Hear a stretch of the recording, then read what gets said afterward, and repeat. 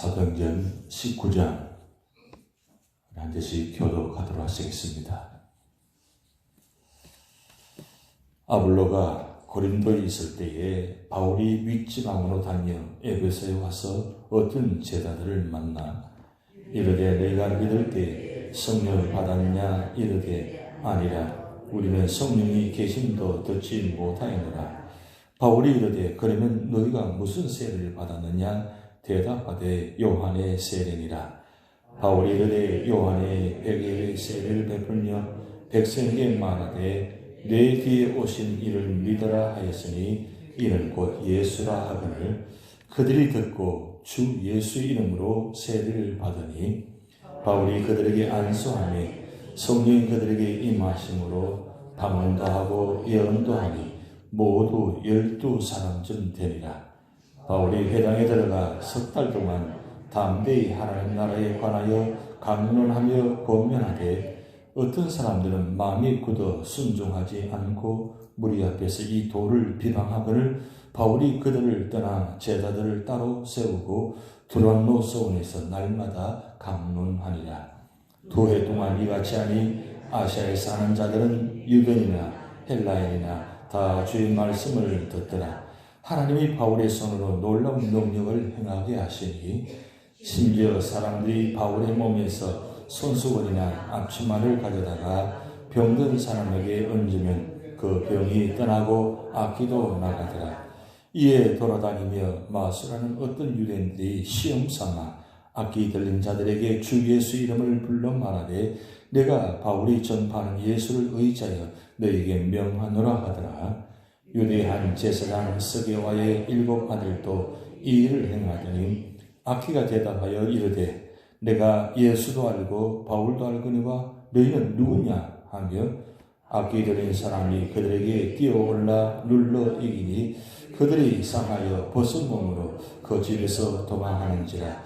에베소 사는 유대인과 헬라인들이 다 이 일을 알고 두려워하며 주 예수의 이름을 높이고 믿은 사람들이 와서 자복하며 행한 일을 알리며 또 마술을 행하던 많은 사람이 그 책을 모아가지고 와서 모든 사람 앞에서 불사르니 그 책값을 계산한 즉 은 5만이나 되더라. 이와 같이 주의 말씀이 힘이 있어 흥왕하여 세력을 얻으니라. 이 일이 있은 후에 바울이 마게도냐와 아가야를 거쳐 예루살렘에 가기로 작정하여 이르되 내가 거기 갔다가 후에 로마도 보아야 하리라 하고 자기를 돕는 사람 중에서 디모데와 에라스도 2 사람을 마게도냐로 보내고 자기는 아시아에 얼마 동안 더 있으니라.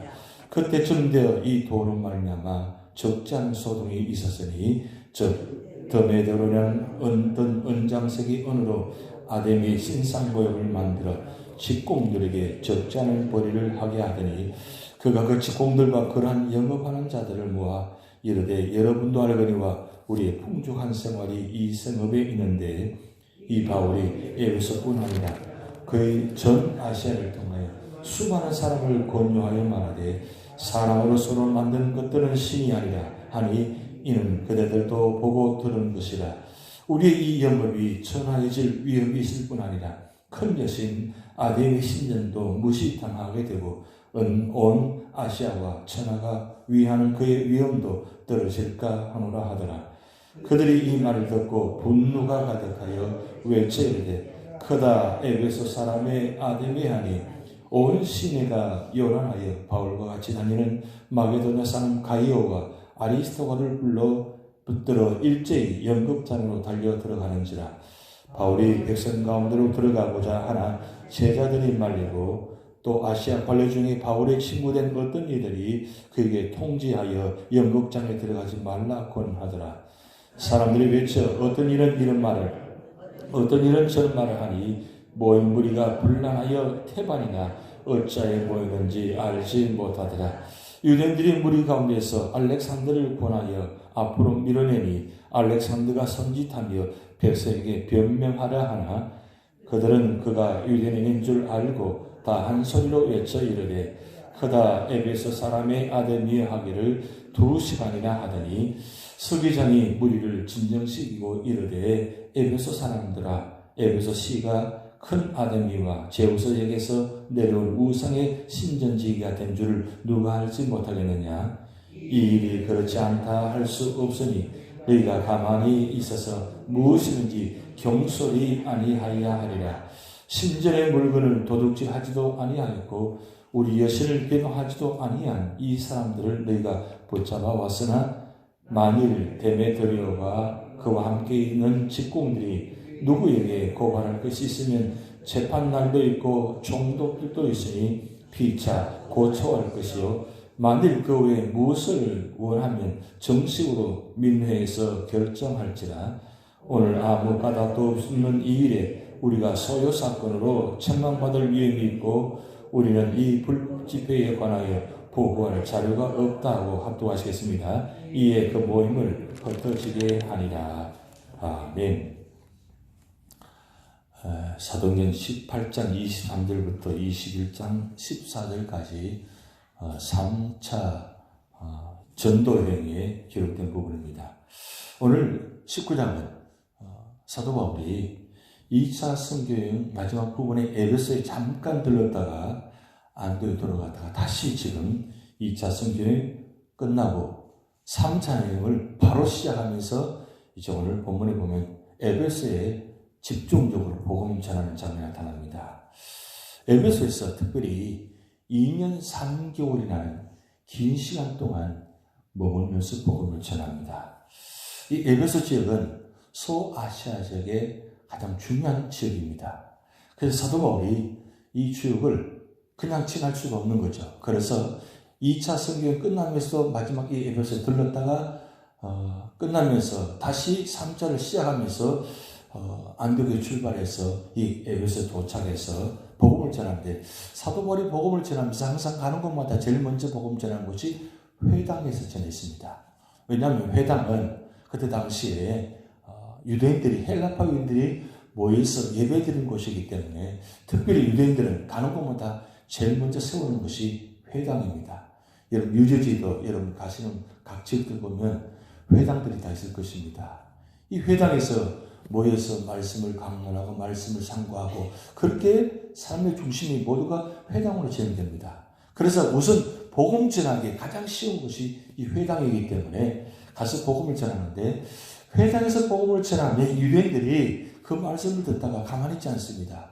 그래서 핍박합니다. 우리 2차 선교행 때도 우리가 말씀을 보셨지만 회당에서 복음을 전하다가 결국은 핍박을 당해서 디도라는 유수라는 집에 가서 거기서 고린도 교회가 세워지는 모습을 보았습니다.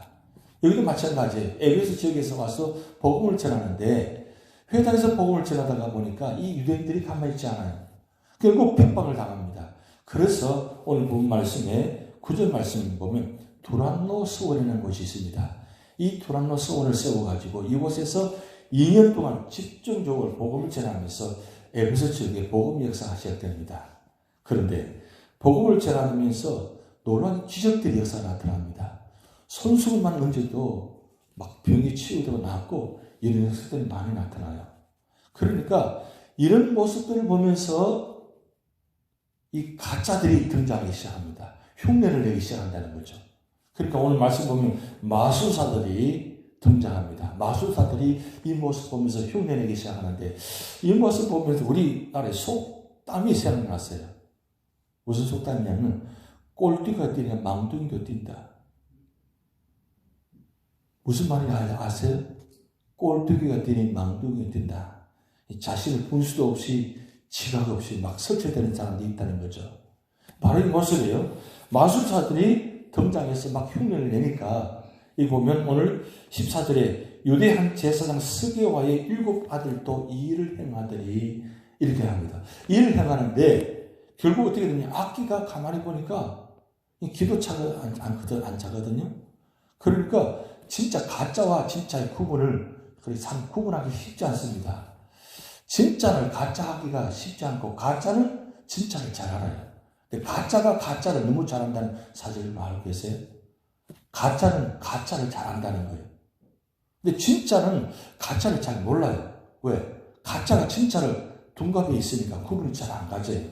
근데 가짜는 진짜 가짜를 너무나 잘 알거든요.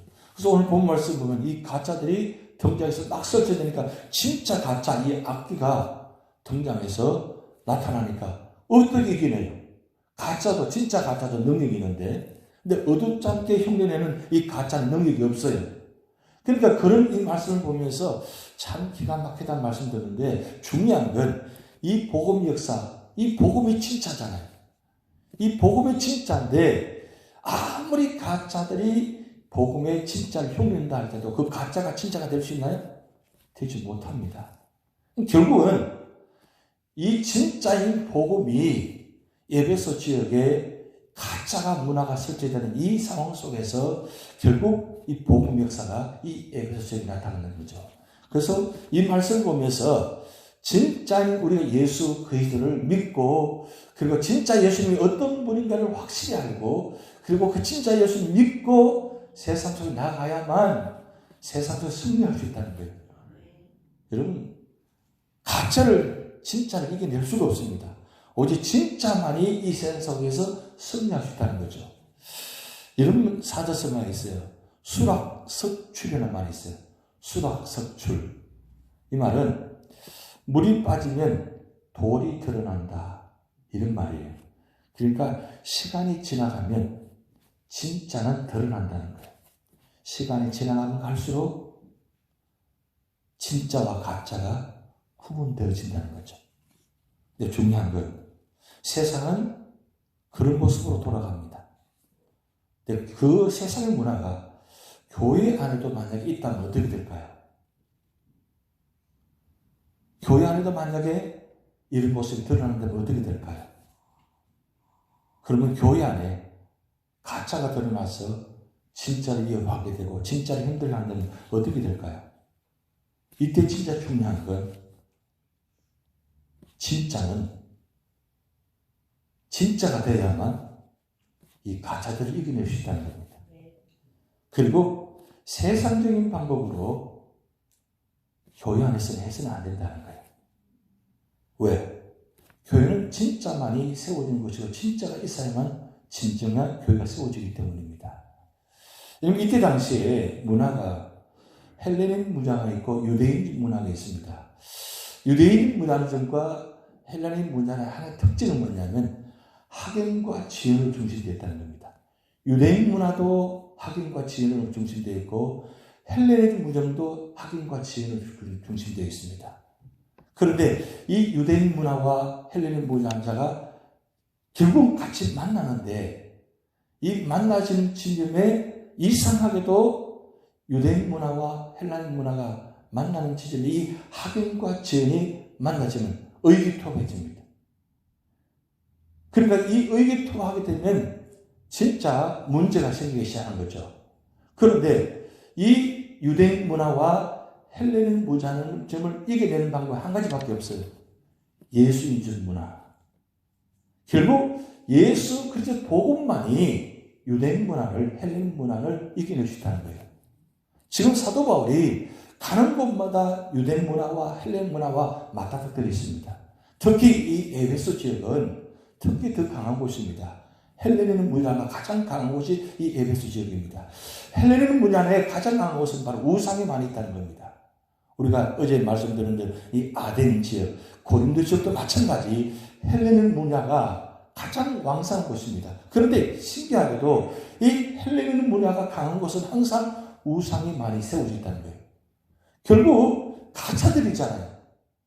이 가짜들이 많은 이곳에서 이것을 변화시키려면 결국 그 문화를 바꾸려면 한 가지밖에 없어요.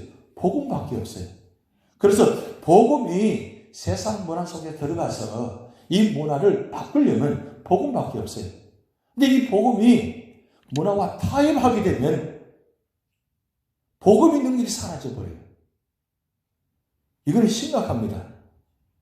이 남미 지역, 그리고 아프리카 지역에 이방 우상신들이 많이 있는 이곳에 이 복음이 들어가서 이 복음을 통해서 이 남미 지역 문화를 바꾸기 시작합니다. 그런데 천주교와 기독교의 차이점은 한 가지 여기 있습니다. 천주교는 항상 어느 문화 속에 들어가면 그 문화와 결탁합니다. 왜? 복음을 전하기 위해서, 마른 복음을 전하기 위해서 마련하지만 그곳의 문화를 받아들여가지고 그것을 이용해서 갑니다. 그런데 결국은 어떻게 되느냐? 가보면 복음이 변질되어 버려요. 그래서 이 복음인지 아니면 이방 문화인지 구분이 안 가요. 그래서 여러분 남미 쪽에 가보면 많은 교회들이 세워져 있고 그리고 성당이 세워져 있는데 가보면 이곳이 무당집인지 아니면 성당인지 구분이 안 가요. 십자가에 보면 온갖 색깔을 다 입혀놔요. 온갖 계절마다 색깔을 다 입혀놔요. 그런 문화가 등장한다는 거죠. 지금 이 고린도 지역, 에베소 지역에 온갖 문화와 우상 문화가 세워져 가지고 정말 모두가 다 변질되어 있습니다. 그럼 이 변질된 문화 속에서 어떻게 해야 돼요? 복음이 들어가서 이 복음을 통해서 에베소 지역이 변화되기 시작합니다. 왜? 복음은 능력이기 때문입니다. 오직 예수 그리스도만이 이 복음을 통해서 문화를 바꿀 수 있다는 거죠. 사람도 마찬가지예요. 사람을 바꾸시는 것은 문화를 통해서 지식을 통해서 바꿀 수가 없습니다. 오직 복음만이 예수 그리스도만이 바꿀 수 있다는 거예요. 그래서 우리가 예배드리고 말씀 보고 기도하는 이유가 무엇입니까? 예수님이 어떤 분인가, 예수님이 누구인가를 확실히 믿고 알고 그리고 진짜 믿어야 된다는 거죠. 그럴 때 진짜 능력이 나타납니다. 오늘 이 사도행전 19장을 통해서 놀라운 역사가 나타나는데 바로 이 19장 이 에베소 지역에서 고린도 전서가 기록됩니다. 그리고 20장에 들어가면 고린도 후서가 기록되고 로마서가 기록됩니다. 사도 바울은 가는 곳마다 복음을 전할 뿐만 아니라 복음을 전하는 그 자리의 흔적을 잊지 않고 그리고 이 서신서를 기록해서 항상 전달합니다. 우리가 어제 말씀드렸듯이 2차 전도여행 때 데살로니가 전후를 기록해서 데살로니가 교회를 세운 것을 보았습니다. 왜냐하면 이 에베소 지역에서 고린도 교회 소식을 들으니까 고린도 교회 그렇게 잘 세워졌는데 이방 문화, 헬레닉 문화가 들어와가지고 고린도 교회가 변질되는 모습. 그래서 고린도 전후서를 보면 아주 놀라운 가장 문제인 모습들이 많이 드러나죠. 그래서 고린도 교회가 가장 교회상으로서 가장 문제 많은 교회로 세워져 있습니다. 그런 교회를 사도 바울은 3편이나 복음서를 기록해가지고 그들을 전달하는데 중요한 건 결국 말씀만이 교회를 바꾸고 변화시킨다는 겁니다.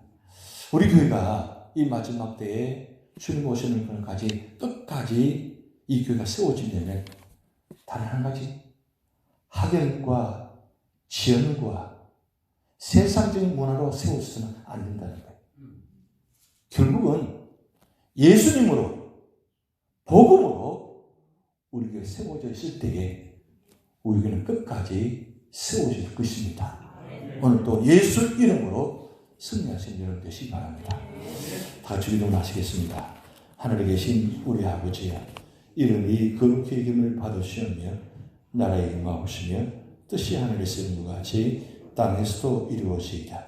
오늘날 우리에게 일용할 양식을 주옵시고 우리가 우리에게 죄진 자를 사하여 준 것 같이 우리 죄를 사하여 주옵시고 우리를 시험에 들게 하지 마옵시고 다만 악에서 구하옵소서. 대개 나라와 권세와 영광이 아버지께 영원히 이사옵나이다. 아멘.